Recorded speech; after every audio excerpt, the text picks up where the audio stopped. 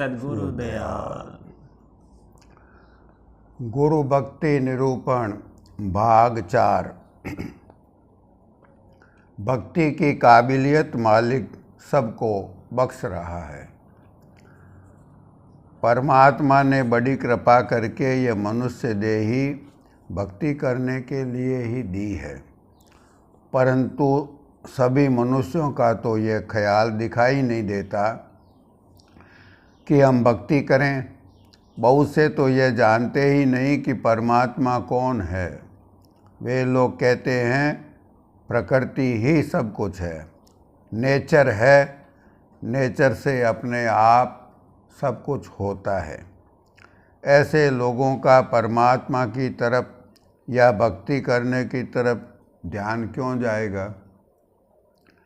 एक भाई की यह जिज्ञासा है कि जब परमात्मा ने इतनी दया किया कि मनुष्य देह ही दिया, यदि परमात्मा और अधिक दया करते तो जीवों का भक्ति की तरफ ध्यान या रुझान या भक्ति में रुचि भी बख्श देते। परमात्मा को ऐसी दया भी करना था। इसका उत्तर यह है कि भाई, परमात्मा ने तो सब कुछ इंतजाम कर दिया है। परमात्मा से बढ़कर इंतजाम करने वाला न कोई हुआ है न ही होगा। अनादिकाल से केवल वही करने वाला है। दरअसल वही सब कुछ करता है। जीव की कोई ताकत ही नहीं है। जीव तो यहाँ जड़ता में फंस करके, माया में फंस करके माया का रूप बन रहा है। जब जड़ता में आ गया, माया के पर्दे में ढक गया, तो जैसे कागज पत्थर के नीचे दब गया है। एक छोटा कागज का टुकड़ा पत्थर के नीचे दबा पड़ा हो, वह अपने बल से क्या निकलेगा? उसे तो कोई दूसरा ही निकाल सकता है। उसके हाथ यहाँ कुछ भी नहीं है, न वह कुछ भी कर सकता है। चूँकि नर्तन ईश्वर ने दिया है, इस तन में सारा साजो सामान रख दिया है, इसलिए इस अमोलक तन को पाकर के, फिर सच्चे व पूरे गुरु को पाकर के, उनकी शरण में आकर के भी जो आध्यात्मिक करनी यानी भजन, सुमिरन, ध्यान यानी अभ्यास में तवज्जो नहीं देते, तो वे गुरु और परमात्मा की अनमोल कृपा को व्यर्थ में खो रहे हैं।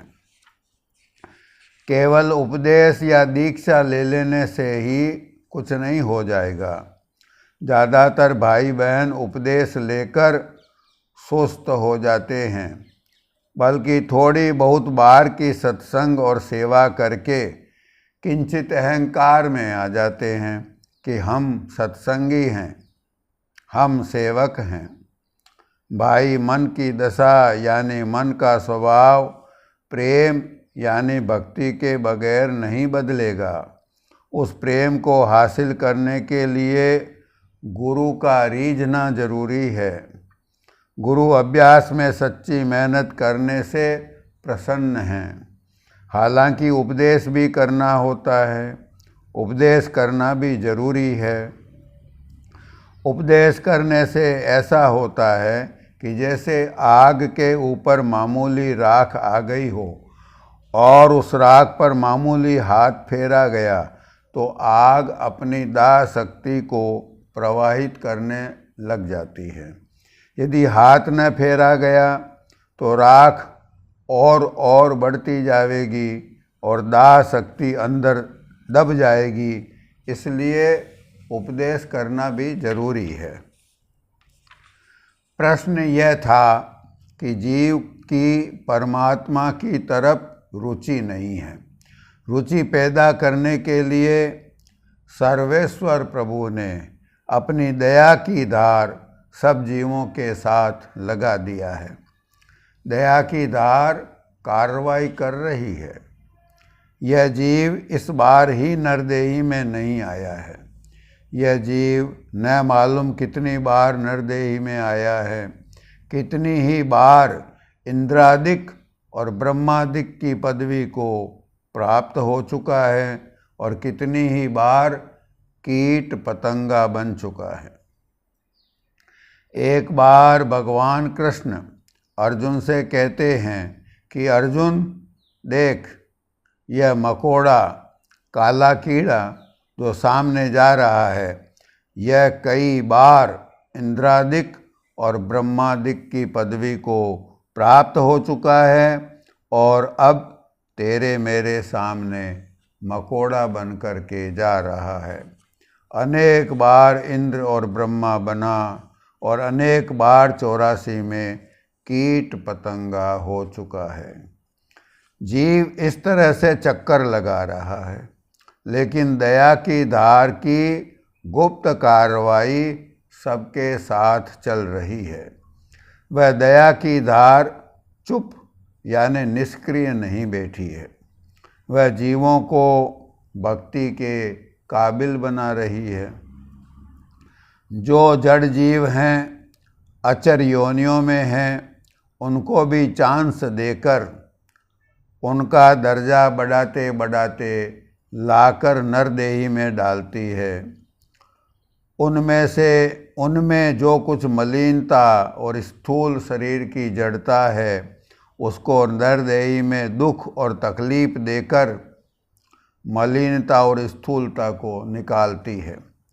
धीरे धीरे नरदेही में उनको भक्ति के काबिल बनाती है। वह दया की धार नर, पशु, पक्षी, कीट पतंगा सबके साथ, जीव मात्र के साथ लगी हुई है। नरदेही में लाने पर दया की धार यह कोशिश करेगी कि जीव जल्दी ही मालिक की भक्ति के काबिल बने, लेकिन जीव पर जन्मान जन्मों से जड़ता का पर्दा आ गया है। माया का यह पर्दा इतना ठोस और जड़ है कि वह नरदेही पाने पर भी नहीं उतरता। जब जीव ज़्यादा दुखी हुआ तो उसको कभी ऊंची पदवी देकर इंद्रादिक और ब्रह्मादिक की पदवी को पहुंचा देती है। यदि उसमें ज़्यादा स्थूलता आ गई तो उसे 84 में उतार कर उसको दुख भोगाकर उसके अंदर के नाजायज मसाले को खारिज करके उसको उन्नत करके फिर नरदेही में लाती है। नरदेही में धीरे धीरे उसे इस काबिल बना देती है कि वह यह समझ सके कि हमारा मालिक है, वह अविनाशी है, सत्य है, चैतन्य है, हम सब उसी की अंश हैं। हमको अपने अंशी से मिलकर सर्वशक्तिमानता और परमानंद का अनुभव करना जरूरी है। ऐसे ख्याल, आस्तिकता के ख्याल जीव के अंदर पैदा हों, इसके काबिल तो दया की धार एक दिन सबको बना लेगी। एक दिन सब काबिल बनेंगे, वह किसी को छोड़ेगी नहीं, लेकिन अपने अपने नंबर से बनेंगे।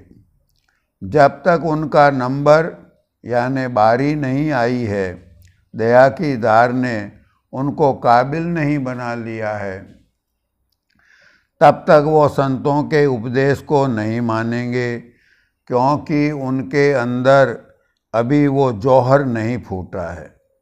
जैसे चुंबक लोहे को अपनी तरफ खींचता है तो खालिस यानी शुद्ध लोहा ही चुंबक की तरफ खींचता है। इसी तरह दया की धार लोहे की मिलोनी को दूर करके इसे खालिस लोहा बनाएगी। जब खालिस बन जाएगा तभी चुंबक की तरफ खींचेगा। जब दया की धार ने काबिल बना लिया है, तब उसका मन भक्ति की तरफ अपने आप जुड़ जाएगा। सद्गुरु के उपदेश को सुनकर वह तहे दिल से उन उपदेशों को मानेगा, वह अपने भाग्य को सराहेगा और गुरु को धन्यवाद देगा।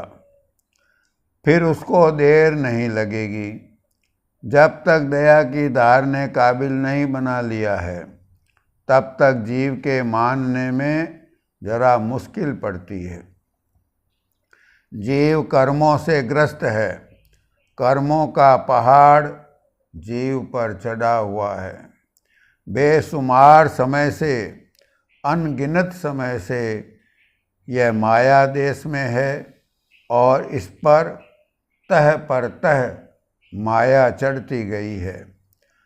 अब देखो, कई जीव बहुत दुखी होते हैं, कई अस्पतालों में दुखी हैं, कई कंगाल हैं और भी कई प्रकार के दुखों से ग्रस्त हैं। फिर भी उनकी भक्ति की चाहना ही नहीं होती। बल्कि उनसे कहो कि भाई परमात्मा का नाम लो, राम का नाम लो, तो उनसे यह नहीं बन पाएगा। हे माँ, हाय रे दैया, ऐसे कराहेंगे किंतु भगवंत को याद नहीं कर सकेंगे। परमार्थियों की जुदा किस्म। परमार्थियों की किस्म ही जुदा होती है। न तो कोई दुखी होने पर भक्ति कर सकता है, न कोई सुखी होने पर भक्ति कर सकता है। भक्ति करने वालों की एक न्यारी ही किस्म होती है। जब दया की धार जीव को इस काबिल बना लेती है, तभी वह भक्ति कर सकता है। तभी उसे गुरु की पहचान आती है। मालिक की महिमा भी तभी समझ में आती है जब तक दया की धार ने काबिल नहीं बनाया है। जीव के समझ में ये बातें नहीं आती।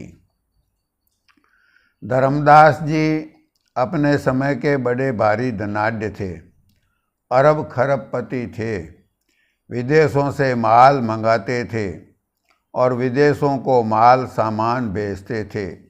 उन्होंने प्रार्थना किया है, धर्मदास गरीब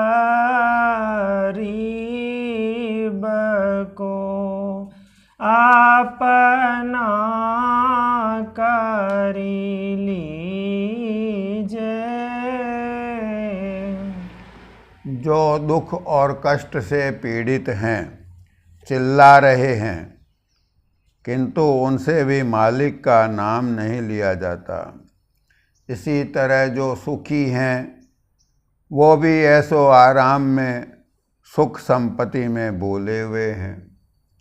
जिसे प्रभु की दया की धार ने काबिल बना लिया है, जिसके कि भाग्य जगे हुए हैं, वह चाहे गरीब हो या अमीर, दुखी हो या सुखी, वह किसी भी हालत में होवे, वह भक्ति करेगा ही। जिनको दुनिया के सब ऐसो आराम सुख के साधन प्राप्त हैं और उनका भाग्य नहीं जगा है, ऐसे लोग नादानी में भक्ति और भक्ति करने वालों की हंसी उड़ाते हैं, मजाक बनाते हैं। बल्ख के बादशाह शाह इब्राहिम बादशाही छोड़कर फकीरी लिए थे। वो ऐसी वैसी फकीरी नहीं लिए थे जैसी कि लोग बाग ले लेते हैं, घर द्वार छोड़ देते हैं। बादशाही करते हुए परमार्थ के सब भेद और गूढ़ रहस्यों को जानकर उन्होंने बादशाही छोड़कर फकीरी लिया था। उन्होंने फिर फकीरी लेकर खूब अच्छी तरह से भजन किया था। बगदाद में मुसाफिर एक शहर है, उसके पास के जंगल में एक गुफा थी। उस गुफा में जाकर के उन्होंने काफ़ी दिनों तक भजन अभ्यास किया। वहाँ से साधक अवस्था में ही शाह इब्राहिम मक्का गए। वहाँ से विचार करके वापस उसी गुफा में रहने के लिए रहकर भजन करने के इरादे से लौट रहे थे। वापस जब बलक होकर के मुसाफिर को जा रहे थे तो बलक के पास तालाब के किनारे पर ठहरे थे। लोगों ने उनको पहचान लिया। बलक पर शाह इब्राहिम का लड़का राज्य करता था। उसके पास भी खबर पहुंची कि आपके पिताजी जो फकीर हो गए हैं वो आए हैं। लड़का खुशी के साथ अपने पिता से मिलने के लिए आया। पिता को नमस्कार करके वह बैठ गया। शाह इब्राहिम उस समय एक सुई धागा लेकर गुदड़ी के टांका लगा रहे थे। लड़के के मुंह से निकल गया कि आपने अपने जीवन को क्यों ऐसी दुर्दशा में डाल दिया है। पिता ने पूछा, इसमें दुर्दशा क्या है भाई? लड़का बोला, आप गरीबी भुगत रहे हैं, चिथड़ों की गुदड़ी ओढ़ते हैं, पैदल ही भटकते फिरते हैं, सवारी वगैरह का कोई इंतजाम नहीं है। आपने अपना जीवन इस तरह तकलीफ़मय बना लिया है। हर एक को चाहिए कि अपना जीवन सुखमय बनावें। आपने अपना जीवन दुखमय बना लिया है। शाह इब्राहिम हंसे।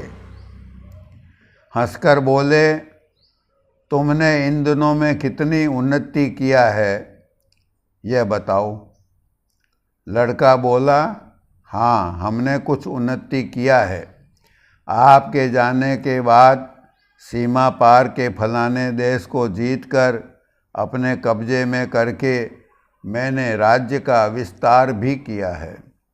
पहले के मुकाबले मैंने राज्य की आमदनी में इतनी बढ़ोतरी की है। शाह इब्राहिम ने कहा कि अच्छा, तूने उन्नति तो किया है, एक काम हमारा भी कर दे। तू तो भारी शासक है, शासन करता है। मेरे पास यह सुई है, इसे मैं तालाब में फेंक देता हूँ, तुम उसे निकलवा दे। बादशाह के हाथ में गुदड़ी सिलाई करने की सुई थी, उसे तालाब में फेंक दिए। शाह जी का लड़का जो राजा था उसने कई पनडुब्बों गोताखोरों को बुलवाया। बहुत खोज कराई पर वो सुई हाथ नहीं आई। लड़के ने जाल डलवाए। जाल में बहुत सी मछलियां और पानी के जीव तो फंसकर आ गए, परंतु सुई फिर भी नहीं मिली। सुई तो मिट्टी की तह में यानी कीचड़ में बैठ गई थी, तो वो किसी भी तरह से नहीं खोजी जा सकी। जब सुई नहीं मिली तो पुत्र ने कहा, पिताजी वह सुई तो नहीं मिलती, आप कहें तो उसके बदले उसके जैसी दूसरी लाखों सुइयां मंगवा दूं। शाह इब्राहिम ने कहा, हमें तो लाखों की ज़रूरत नहीं है, हमें तो वह एक ही चाहिए, लेकिन हम दूसरी सुई नहीं लेंगे, हमें वो की वो ही सुई चाहिए। शाह जी ने कहा कि तू तो बहुत उन्नति भी कर लिया है, हमारी एक सुई भी तालाब से नहीं निकलवा सका। अब यह भी देख ले कि हमने अपना जीवन कैसा कर लिया है, दुखमय बना लिया है या सरल और सुखमय बनाया है। किसी प्रकार के चमत्कार दिखाने का हमें हुक्म तो नहीं है, किंतु तुझे बताने के लिए मैंने खुदा से कुछ हुक्म ले रखा है। शाह इब्राहिम ने मालिक से प्रार्थना किया, ए पाक परवरदिगार, तू मेहर कर, मेरी गुदड़ी सीने की सुई तो तालाब से निकलवा दे। तू क्या मेरी एक सुई भी नहीं निकलवा सकता क्या? उसी वक्त एक मछली सुई मुंह में पकड़े पानी में से गोता खाकर ऊपर आई और बाहर सूखे में सुई रखकर पानी में चली गई। शाह इब्राहिम ने लड़के से कहा, तूने तो बहुत उन्नति कर लिया था। तेरी उन्नति किस काम की जो मेरी एक सुई तू नहीं निकलवा सका। देख मेरे मालिक के करम, मेरे मालिक के उपकार कि वह 1 सेकंड में सुई आ गई। लड़का यह सब देखकर दंग रह गया और माफ़ी मांगने लगा कि पिताजी, मैं इस विद्या से अनजान हूँ, मैं आध्यात्मिक विद्या नहीं जानता। शाह इब्राहिम ने उसे समझाया कि जो खुदा के बंदे हैं उनके हुक्म में कुदरत की सारी ताकतें और शक्तियाँ काम करती है। मालिक के भक्तों के हुक्म में कुदरत काम करती है। झरना। तमाम कुदरती शक्तियाँ मालिक के भक्त व बंदों की ताबेदारी में है, फिर भी भक्त हर जगह अपनी ताकत का इजहार नहीं करते। भक्त कहीं भी सिद्धियाँ शक्तियाँ नहीं दिखलाते। वे गंभीरता और झरना अंग धारण किए रहते हैं। भक्त सदैव मालिक की मौज में प्रसन्न रहते हैं, तो वे किसी किस्म के चमत्कार नहीं दिखलाते। यदि वे अपनी ताकत दिखलावें तो या तो उनको वह ताकत मालिक देगा ही नहीं, और दी हुई भी हो तो वापस ले लेगा। भक्ति का मार्ग बहुत नम्रता और छोटा बनकर चलने का रहने का है। भक्त में झरना, सहनशीलता, दीनता व गंभीरता सदैव रहती है। अब यदि मन में यह शंका उठे कि फिर शाह इब्राहिम ने अपने पुत्र के सामने इसका इजहार क्यों किया। शाह इब्राहिम ने इसलिए अपनी क्षमता का इजहार कर दिया था कि वह लड़का उस समय मुल्क का बादशाह था। उसे भक्ति का करिश्मा दिखाने से बादशाह स्वयं और बादशाह की देखा देखी बहुत सी रैयत यानी प्रजा भी भक्ति के मार्ग की तरफ झुकी। भक्त अंतर्यामी भी होते हैं।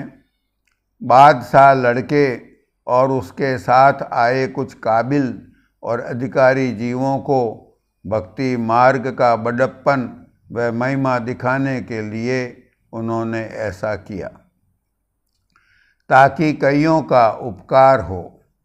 साथ ही शाह इब्राहिम ने चमत्कार दिखाने के पहले कह भी दिया था कि तुझे भक्ति मार्ग की श्रेष्ठता दिखाने के लिए मैंने परवरदिगार से हुक्म ले रखा है।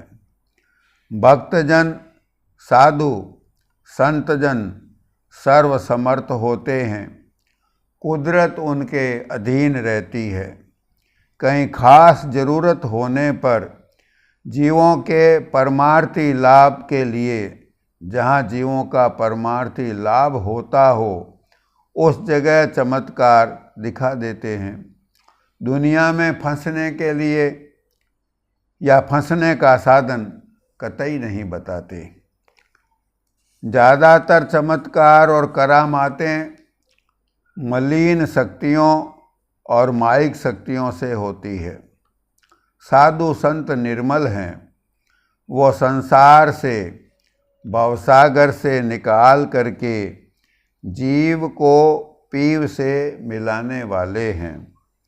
जीव को संसार में फंसाने का जाल तो चारों तरफ जिधर नज़र फैलाओ फंसने फंसाने का ही जाल पसरा हुआ नज़र आता है। इस जाल से निकालने वाले सच्चे भक्त, साधु और संत हैं। वे दुनिया में जो भी काम करते हैं उसमें यही मुख्य ध्येय मद्दे नज़र रखते हैं। जीव का सच्चा उद्धार। जहाँ जीवों का परमार्थी फायदा दिखाई देता है वहाँ कभी कभी कुछ करामात भी दिखा देते हैं। इसके अलावा संसार में ठगने वाले बहुत हैं। वे लोग जब मामूली बात जान जाते हैं तब दुनिया में अपने को पुजवाने के लिए मान बढ़ाई, प्रतिष्ठा या धन के लोभ में अपनी क्षमता या ताकत और शक्तियों को जाहिर करते हैं। संत महात्मा अपनी शक्तियों और गुणों को छिपाकर रखते हैं। इसका नाम जरना है।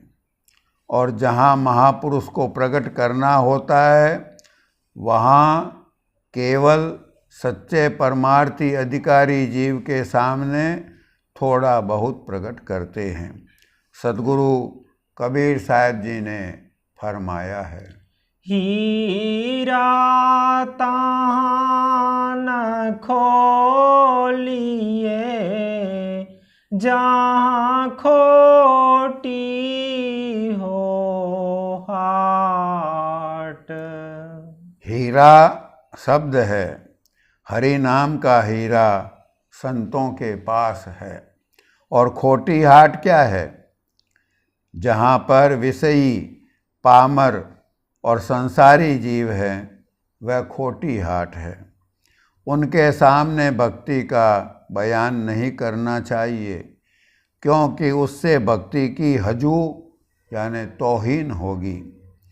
इसके अलावा जो जीव चमत्कार या करामात देखकर परमार्थ में आएगा उसका विश्वास अडिग नहीं होगा, उसका एतबार नहीं किया जा सकता। सत्य को किसी प्रमाण की आवश्यकता नहीं होती। सत्य का प्रमाण स्वयं सत्य ही है, दूसरा कोई नहीं। जितने भी चमत्कार और करामातें दिखाते हैं वे आम तौर पर झूठ को प्रतिष्ठित करने की कोशिश करते हैं। करामात सब झूठ विश्वास को थापना, जैसे स्वान को हाड़ लहू है आपना। संसारी वृत्ति के लोगों और अनाधिकारियों के सामने भक्ति की गूढ़ और निर्मल बातों का कोई फायदा नहीं। जहाँ भक्ति के अधिकारी जीव होंगे वहीं पर भक्ति और भगवंत के गूढ़ रहस्यों की कदर होगी। इसका एक और उदाहरण है। जैसे वेश्या होती है, वो रास्ते पर बैठकर नज़ारा मारती रहती है और पतिव्रता स्त्रियों की नज़र नीची होती है, वे नीची नज़र रखकर चलती हैं। इसी तरह भक्तजन अपनी सिद्धि, शक्ति, क्षमता और ताकत को छुपाकर चलते हैं। जो भक्ति से खाली है, भगवंत की बजाय दुनिया को रिझाने का काम करते हैं, उनको यदि थोड़ी बहुत ताकत हासिल हुई और यदि न भी हुई तो कपट से ही अपनी मान बढ़ाई का प्रचार करते हैं। उनके पास उतनी ही पूंजी है, उनमें गहराई यानी गंभीरता नहीं है। प्रेम को दुनिया में भी लोग छिपा कर रखते हैं, तो भक्त तो अपनी भक्ति का कभी इजहार भी नहीं करते। जिन जिन पाया वस्तु को तीन तीन चले छिपाए, तीन तीन चले छिपाय प्रगट में होय हरकत। भीड़ भाड़ से डरे भीड़ में नाही बरकत। धनी भयो जब आप मिली हीरा की खानी। ठग है सब संसार जुगत से चले पानी। जो वे रहते गुप्त सदा वह मुक्ति में रहते। उन पर आवे खेद प्रगट जो सबसे कहते। पलटू कहिए उसी से जो तन मन दे ले जाए। जिन जिन पाया वस्तु को तिन तिन चले छिपाया। सच्चे संत महात्मा उनके सामने गुप्त वेद को खोलते हैं जिनको दया की धार ने काबिल बना लिया है। संत महात्मा उस गुप्त भेद को अक्सर एकांत में खोलकर समझाते हैं। आम में भीड़ भाड़ में ज़्यादा लोगों के बीच जीवों को हर तरह से भगवंत की तरफ, मालिक की तरफ चलने का उपदेश ही किया जाता है। साधना का भेद व दीक्षा सच्चे जिज्ञासु को एकांत में ही बताई जाती है। जीवों पर माया का पर्दा पड़ा हुआ है। काल, कर्म और माया ने जीवों को ऐसे भ्रम में डाल रखा है कि वो काल और माया नहीं चाहते कि जीव हमारे फंदे से छूट करके भगवंत की भक्ति में लग जावें। सद्गुरुदेव।